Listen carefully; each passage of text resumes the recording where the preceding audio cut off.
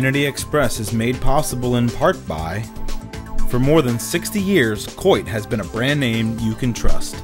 We serve over 500,000 customers a year with satisfaction guaranteed in writing. 1-800-4COIT. That's 1-800-367-2648. On the web at www.coit.com.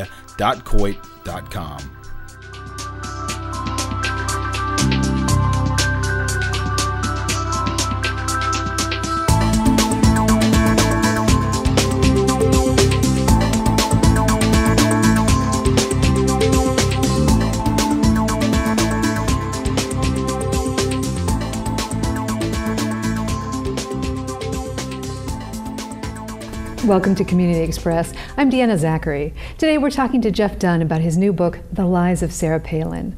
Then a look at the flash floods last March in the city of Capitola with Mayor Dennis Norton. We'll see a youthful community art project and continue our series on do-it-yourself organizations in Santa Cruz County with a peek at the Bike Church. And finally, Jessica Vo has your video community calendar. That's all up next. I'd like to welcome Geoff Dunn to the show. He's an investigative journalist, a documentary filmmaker, an historian, and the former executive director of community television of Santa Cruz County. He's just released this new book, The Lies of Sarah Palin. Geoff, welcome to the show. Thank you for having me. Great to be back here. Nice to have you here. Fascinating book. 400 pages of your years and years of research. And one thing I really want to focus in on is, why is she still so charismatic for people? I mean, she's on the bus tour, zillions of people are showing up. What is it about Sarah Palin? I think for a significant portion of the Republican Party, Sarah Palin taps into this deep myth, and she taps into this, what I would call the right-wing talk show radio mantra. Mm-hmm. And she's the first person who really gives both voice and body in the political sphere to that mantra, to that segment of the American populace that really believes in sort of an evangelical, right-wing conservative view of American politics. The anti-tax. Yeah. The anti-Obama. And the anti-abortion. Absolutely. Yeah. Absolutely. Yeah. You've gone through all kinds of lies. You've laid out lies going back to high school. What are the biggest lies that you learned about that worry you the most about Sarah Palin? Well, there are two things, really. The first one is that during the 2008 national election, Palin was under investigation by the Alaska legislature for abusing her power in the so-called Troopergate scandal. That came about before the national election, before she was selected to be McCain's running mate. She likes to pretend that that was a response to her being named. But in fact, the Alaska legislature initiated the investigation before she was selected. She was found guilty by an independent investigator, a Republican prosecutor, conservative Republican prosecutor, Steve Branchflower, who was hired by the Alaska Legislative Council to conduct the investigation. She was found guilty of abuse of power in that investigation. And that was in trying to fire her sister's ex-husband. Right. Mike Wooten, who was a trooper. So she tried to fire Wooten and get him fired. And then when Monaghan refused, she fired Monaghan and had him replaced. And it was clearly an 18-month effort to get Wooten fired and to pressure Monaghan. And he was the head of public safety. He was a very respected head of public safety, and really a wonderful man whose life she tried to destroy. When the finding came down by the Branchflower report that she was found guilty of abuse of power, what did Sarah Palin tell the national press? That she had been found innocent. Mm-hmm. And it was clearly contradictory. And here's one of the things about the American media that becomes problematic. They view there being two sides to every story. So they allowed Palin her side of the story, saying no, she hadn't been found guilty, and they ran those clips, and then they ran the clips from Branchflower. Well, in fact, there weren't two sides to that story. There was only one side, and that one side was she was found guilty. But the American mainstream just moved right along, and if you look at the response to her emails right now, you don't see a reference to her being found guilty of abuse of power during her tenure as governor. Yeah, and that's the biggest one. I think you hinted there was another one that was troubling to you. Well, as I said, there are several, but there's one in the book that I talk about where she was clearly betraying John McCain, where she had brought up Reverend Wright during the campaign on a Fox News interview in respect to Barack Obama. McCain had really demanded that no one in his campaign bring up that because he was concerned about the racial and racialized implications of the Reverend Wright charges. So he forbade that. She brought it up, and then she lied about doing it again and said she'd been sort of forced into doing it. But if you look at the interview and then read the subsequent emails that she sent out about the interview, it's very clear she betrayed McCain intentionally and forthrightly in terms of knowing what she was doing, and then lies about it afterwards. So those are two that I find very troubling, but that pattern is repeated from her childhood on through her response to the Paul Revere gaffe that she had recently. She just refuses to ever acknowledge a mistake or a lie or any indiscretion on her part. And I want to ask you what you think it means for American politics. You have an interesting quote from President Bill Clinton where he says, "We've entered a new era where facts don't matter. It's a new era in American politics, and knowledge doesn't seem to matter." And you tell in depth about how McCain, how they vet her just for 24 hours, and then ultimately find out that she has so little knowledge about American foreign policy or domestic policy. So it's kind of like facts and figures and knowledge don't seem to matter anymore. What do you take from this for where we are right now in politics? Well, I find it to be a very troubling time. And obviously the Sarah Palin phenomena is very troubling to me, not only about Palin herself, but what it says about American politics and the American media that cover her. Sarah Palin is all about narrative. They loved her narrative. This, kind of lassie or father knows best childhood in the last frontier meets conservative America. It's kind of this perfect narrative about this rise of a Republican woman. Gender is also a factor here. But none of the facts ever matter. The facts about Troopergate didn't matter. The facts about her governorship didn't matter. The fact that she resigned didn't matter. She resigned from her governorship without ever saying that she resigned. She was just moving on to something else, doing what's best for Alaska, when clearly she was doing what's best for her. Again, the facts about American history don't matter. About world politics and world geography don't matter. None of it matters. It's this myth, this caricature of Sarah Palin that people buy into, and it sells. The American media just devour everything that she does. They followed this phony bus trip that she took in the Northeast.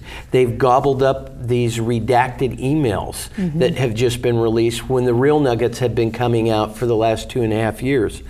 I was one of the 5 recipients of this large batch of emails and one of the people attached to the request for all of these 20,000 pages of emails that just came out over the weekend. And the real nuts and bolts, 10%, the real goods, have been redacted by the state of Alaska, withheld the information. So what we're seeing is kind of the skeleton of the emails with the meat all gone. Fortunately, I got to go through a lot of those emails before they had been redacted. I made smaller requests for 2.5 years to get that information, and it's in those emails that the real details and the real scandal of Palin's governorship are made apparent.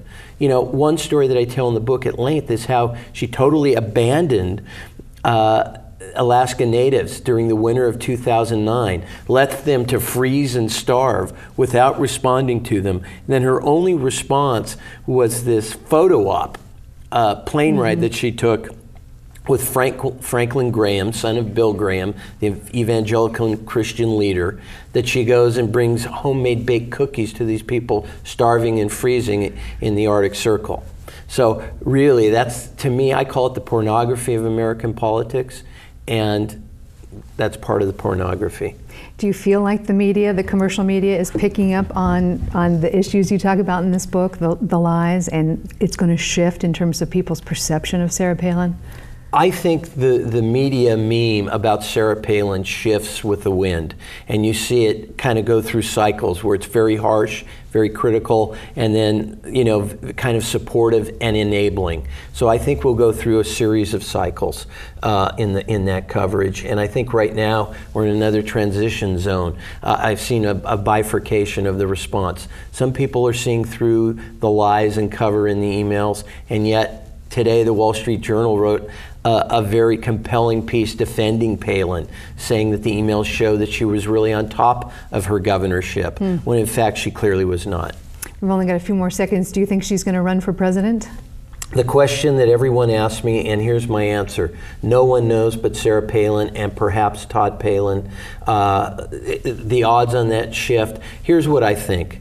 I think that if there's a place in the Republican Party for a kind of rogue candidate in each election, and if she sees an opening for that spot, opposing Mitt Romney in the end, she'll run.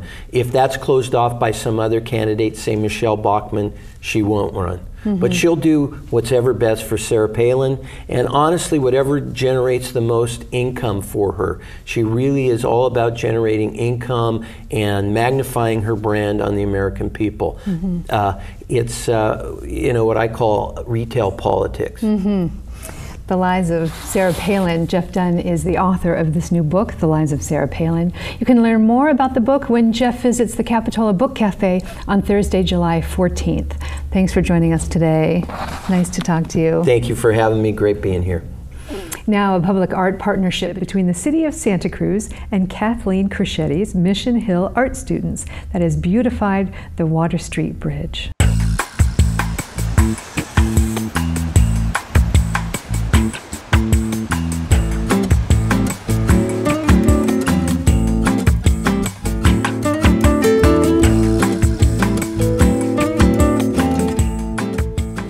Multimedia students, there's 112 of them, made mosaics, and we had the City Arts Commission come to the school and choose the ones they wanted.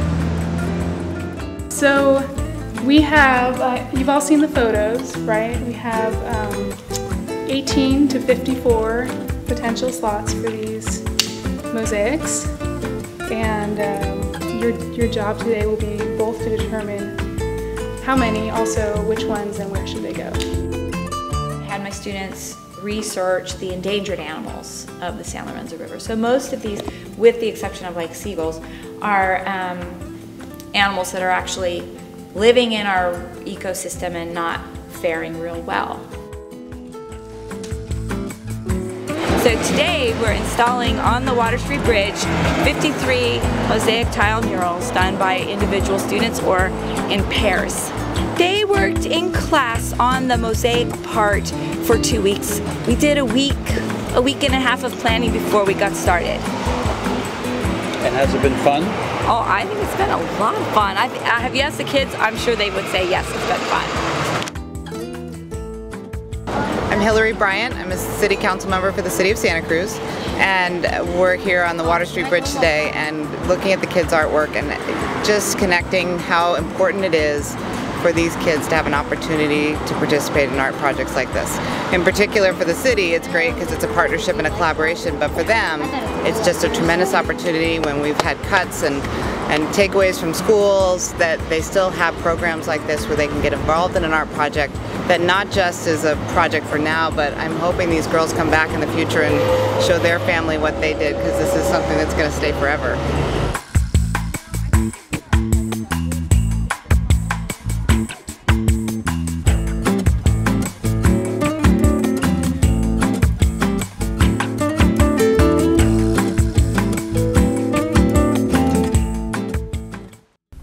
In March, Capitola City Hall and Village were under a historic amount of water. With us now is Mayor Dennis Norton to tell us how the city of Capitola is bouncing back. Welcome. Thanks for being here, Mayor. Tell us, you were there that day during the flooding in March. What was it like? What happened? Well, we're at the bottom of the watershed from the whole SoCal area, and it all comes through Capitola. And we're used to it coming through on SoCal Creek. Unfortunately, Tributary Creek, which went underground from a different direction from the same watershed, surfaced in the middle of a mobile home park. And lack of infrastructure facilities, a failure of infrastructure facilities, opened the door for flooding in not only in the mobile home park, but it turned and went through the whole village of Capitola. I've seen and it happened amazing twice. footage, and we'll have pictures about how dramatic. Twice, so the pipe breaks and there's a flood, and then there's another flood. Just a couple days later, is that? Yeah. So we're in the process of fixing the first break, which we had some flooding in the village, not quite as severe, and we get 3 inches of rain in a 4-hour period. And during that, the crew that was fixing the pipe did not have time to mend it. It surfaced again. And this time it went through the mobile home park, through City Hall, which was the police department, and then from there went through the fire department, down through the middle of the village, and some of it going towards the creek and flowing into Soquel Creek, and the rest of it going down onto the Esplanade. Well, it took out approximately 54 businesses at the time, and they some suffered fairly major damage up to 2-3 feet above ground level. Mm-hmm. The good news is that everybody is back in business now, besides 3 of the businesses, which I don't think would probably have been there, stayed there anyway. So. And surprising news. Usually it takes a lot longer to get up and running, so it's kind of a little bit of a miracle. What did you do? How did it come together so quickly? Well, we have 2 things. We have a very resilient community. Number 1. Number 2 is that we have a good reserve program within the city. So we had banked almost $2 million reserved to protect us for some disaster like this. So instead of waiting for federal and state money to come through, which we're hoping still does and hasn't, we used our own funds, we used our reserves, and along with that cooperation between our employees working overtime, particularly our public works department, and the city merchants who are amazingly cooperative in this venture, and we were able to get everybody back online within a month. We had everybody online. The stores that couldn't get back in their stores, we set up a tent out in the village that offered them a mercantile type of setup outside, which actually financially worked out real well for them. And the other part of this is that right away we did a promotion campaign stating the village is open. Please come shop here, support these local merchants. And the community of all Santa Cruz County responded to that.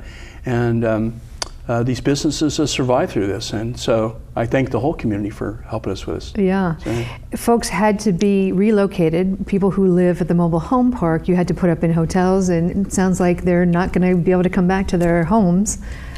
We had a decision to make as a council whether to allow people to replace those homes and put them back in there.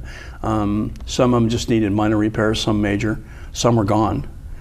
Or in the long run close the park and turn it back into a drainage area, which it really is. We felt with the cost that was going to incur to the city to put the park back together, and the fact that we have no guarantee this won't happen again, that we felt the best thing to do is to relocate the residents of that mobile home park over the next year and possibly turn that back into a parkland or daylight a creek. And I've heard you have some concern about global warming, that might have contributed to this much flooding. Is this an incredibly unique event to have this kind of a flood? We've never experienced anything like this. This is really unusual. And what it brings to light for us is that I think that all the jurisdictions should look well at their infrastructure and see what kind of problems are. Capacity for drain pipes may not work to today's standards, and we're talking increased rainfall. We're talking about precipitation at times of year we weren't expecting it before.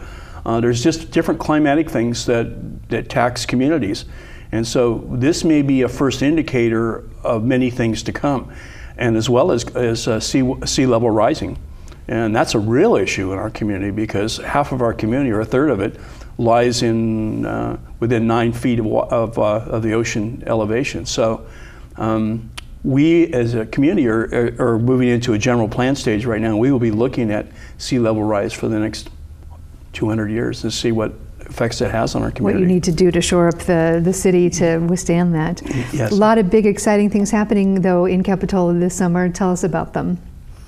Oh, yes. On the positive note, every Wednesday night we have a concert series at Esplanade Park, and if you show up at 6 o'clock, there's music to sundown. We have a different band every Wednesday night. The music's free. Come and dance. It's a great time to dance. And then on 6 Sundays through the summer, we have jazz in the park.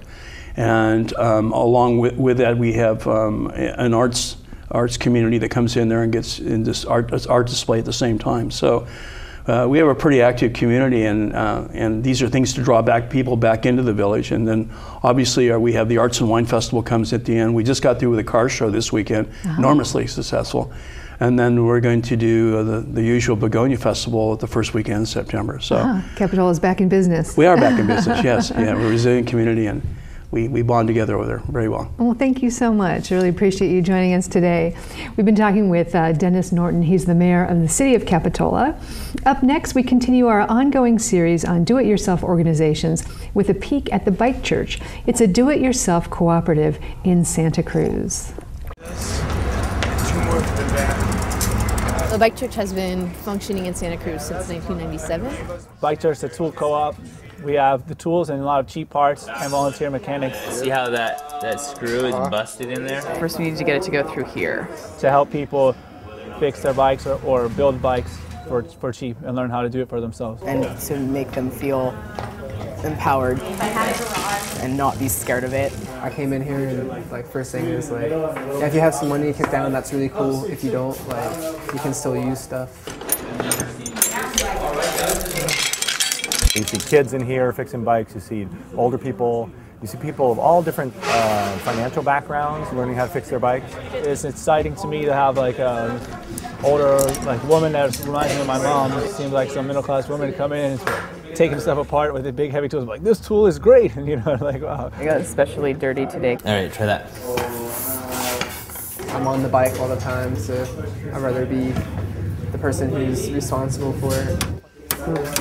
That's much easier. Yeah.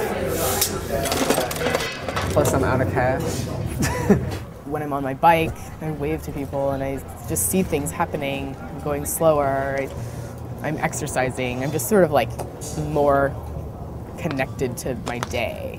And that's just like emotionally, like there's so many, environmental reasons not to drive. It's really cool to see a spot where like, people are just like working together and like, really trying to like benefit the community and not like benefit their pockets, And everybody's enjoying that sense of freedom that they get from getting back on their bicycle. Now Jessica Vo tells us about fun events in Santa Cruz County. Jessica, what's happening in this month's video community calendar?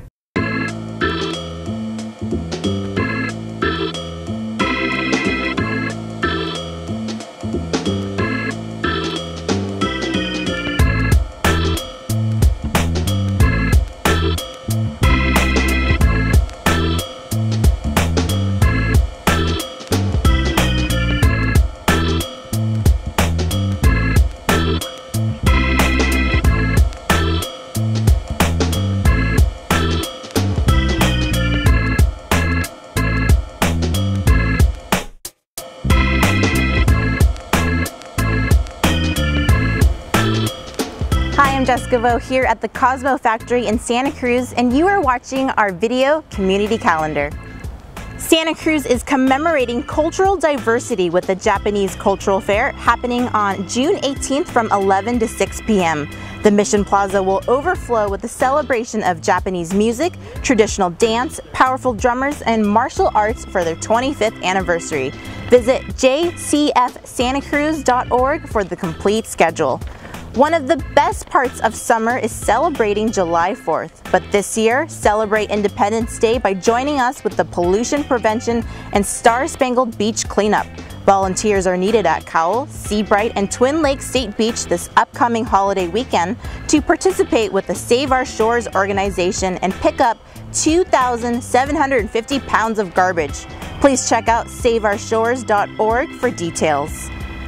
Also on July 4th, come out to celebrate the spirit of Watsonville in their hometown parade and festival on Main Street. They are also honoring Watsonville's 160th birthday. If you would like to participate in the parade, you can log on to spiritofwatsonville.org for further information. Lastly, Henry Cowell Redwood State Park in Felton is hosting a Full Moon Madness Astronomy Night on July 16th from 6:30 to 9 p.m. Take a nice walk through the Redwood Grove while learning about stargazing stories and night creatures.